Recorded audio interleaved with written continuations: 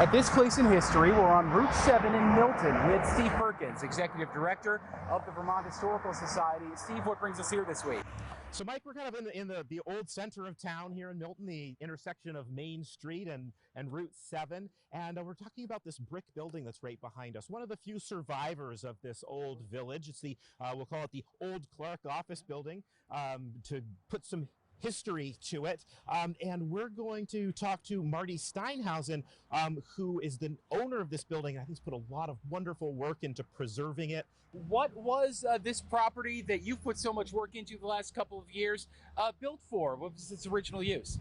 Originally, Joseph P. Clark, who lived in the mansion right next door, built this building for an office to house the office for his milling operations. He owned a grist mill and a lumber mill, which were just right across the street there. Obviously, those buildings are no longer in existence. They were washed out in the flood in 1927. There were several buildings over there that used water power for manufacturing, and this was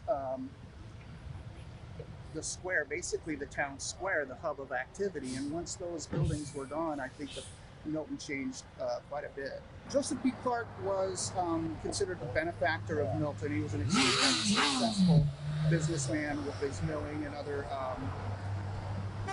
commercial activities. And in fact, he brought the railroad through Milton, and there was an engine named after him. And he lived in the mansion, and he had this for an office, and his milling operations were apparently very successful. When we bought the building, it was extremely dilapidated and in extremely bad shape. So we kind of built it from the ground up. It has housed a tavern of some sort since at least the 1930s.